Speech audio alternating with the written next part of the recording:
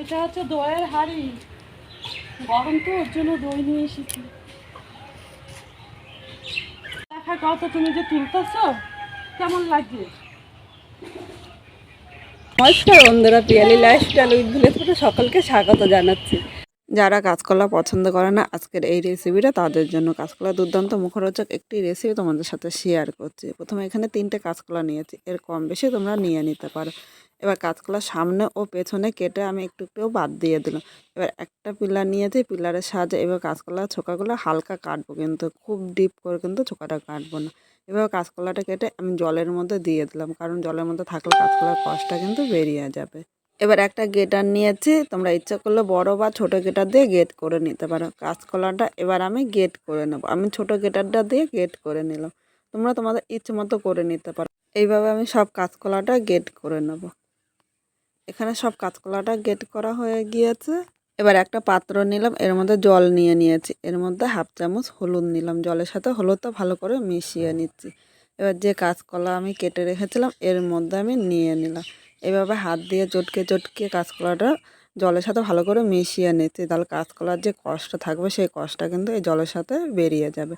কাঁচকলার এই কষটা থাকলে কিন্তু তরকারিটা রান্না করলে কালো হয়ে যাবে। এইভাবে আমি 10 মিনিট রেখে দেবো। এবার একটা মশলা তৈরি করে নেবো। এখানে আমি 3 কোয়া আদা নিয়েছি, যেহেতু নিরামিষ রান্না করবো তাই একটু আদাটা বেশি নিলাম। অনেকে বলে আদায় কাঁচকলা যায় না, কিন্তু একটু কাঁচকলা দিলে খেতে ভালো লাগে। অনেকের সাথে ঝামেলা থাকলে কিন্তু আদা কাঁচকলাটাই আমরা আগে বলে থাকি। এবার 3টে কাঁচা লঙ্কা নিলাম, তোমরা ঝাল যেরকম খাবে সেই হিসাবেই লঙ্কাটা নিয়ে নেবে।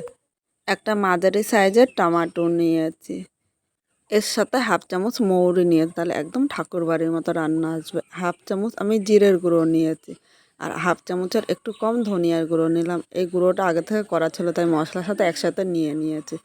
অল্প জল দিলাম। এবার মশলাটা একদম মিহি মিক্স করে নিয়ে আসবো।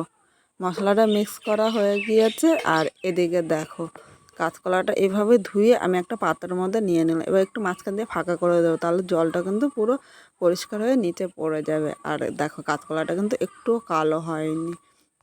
এদিকে একটা কড়াই বসিয়ে দিলাম, এর মধ্যে 2 চামচ সর্ষের তেল নিয়েছি। তেলটা প্রথমে গরম করে নেব। তেলটা গরম হয়ে গিয়েছে, এবার এর মধ্যে একটা শুকনো লঙ্কা ও একটা তেজপাতা দিয়ে দিলাম। এর সাথে আমি একটু গরম মশলা মানে এলাচ ও দারচিনি দিলাম, আর এলাচটা দেওয়ার আগে কিন্তু ফাটিয়ে দেবে, নাহলে ফেটে গায়ে আসতে পারে। হাফ চামচ আমি জিরে সম্বাদ দিলাম। 1 সেকেন্ড আমি ভেজে নেব। 1 সেকেন্ড ভাজা হয়ে গিয়েছে, এবার এখানে আমি আলু দিয়ে দিলাম। আলুগুলো ডুমো ডুমো করে আগে থেকে কেটে রেখেছিলাম। এরপর স্বাদ অনুযায়ী লবণ দিলাম। এখন আলুর সাথে লবণটা নেড়ে চেড়ে মিশিয়ে 2 থেকে 3 মিনিট ভেজে নেব। এর মধ্যে সামান্য একটু হলুদ দিয়ে দিলাম, তাহলে আলু ভাজারটা কালার সুন্দর হবে। হালকা লাল করে আলুটা ভেজে নিয়েছি। এবার এই জায়গায় দেখো কাঁচকলাগুলো আমি নিয়ে নিলাম, এর মধ্যে স্বাদ অনুযায়ী লবণ নিলাম। এখন এই কাঁচকলাটা আলুর সাথে নেড়ে চেড়ে মিশিয়ে নেব। মিডিয়াম টু লো আগুনে রান্না করব। 2 মিনিট এইভাবে নেড়ে চেড়ে নিয়েছি। এবার এই জায়গায় আমি একটু হলুদ দিয়ে দিলাম, কারণ হলুদটা পরে দিলে কাঁচকলাটা কিন্তু কালো হয়ে যাবে। এখন হলুদটা নেড়ে চেড়ে মিশিয়ে আরও 2 থেকে 3 মিনিট মিডিয়াম আগুনে কাঁচকলাটা আমি ভেজে নেব। এখানে কাঁচকলাটা ভাজা হয়ে গিয়েছে, যে মশলাটা আমি তৈরি করে রেখেছিলাম মশলাটা নিয়ে নিলাম। বাটির মধ্যে অল্প মশলা লেগেছিলো তাই বাটিটা ধুয়ে সামান্য জল নিয়ে নিলাম। এখন এই মশলাটা কাঁচকলা ও আলুর সাথে নেড়ে চেড়ে মিশিয়ে এখন মিডিয়াম আগুনে ভালো করে কষাতে হবে, নাহলে এই মশলার কিন্তু একটা কাঁচা গন্ধ থাকবে, তখন কিন্তু খেতে ভালো লাগবে না। আর এটা কষাতে কষাতে আলু ও কাঁচকলাটা কিন্তু সেদ্ধ হয়ে যাবে।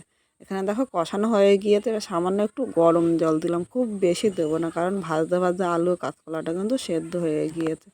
এবার জলের সাথে নেড়ে চেড়ে মিশিয়ে নিয়ে আরও 2 থেকে 3 মিনিট রান্না করে নেব। আজকে খুব সাধারণভাবে এই কাঁচকলা মুখরোচক রান্নাটি কিন্তু করেছি। যারা পছন্দ করেন না তাদের এইভাবে করে দিলে তারাও কিন্তু বলবে বারবার করে দেওয়ার জন্য। এখানে 2 মিনিট নেড়ে চেড়ে নিয়েছি। এবার 1 চামচ আমি চিনি দিলাম। মিষ্টিটা না দিলে কিন্তু এই কাঁচকলার স্বাদটা ব্যালেন্স হবে না। চিনিটা নেড়ে চেড়ে মিশিয়ে আর 1 থেকে 1.5 মিনিট রান্না করে নেব। 1.5 মিনিট রান্না করে নিয়েছি। এবার এর মধ্যে একটু ঘি দিয়ে দেবো, যেহেতু আগে গরম মশলা দিয়েছি তাই এখন আর গরম মশলা দেবো না। আমার মনে হয় ঘি দিলে বেশি ভালো লাগবে। ঘিটা নেড়ে চেড়ে মিশিয়ে নিয়েছি। এখন আমি 1 মিনিট স্ট্যান্ডিং টাইমে রেখে দেবো। 1 মিনিট পর নামিয়ে নিলাম। কীরকম হয়েছে অবশ্যই একবার কমেন্ট করে জানিও কিন্তু।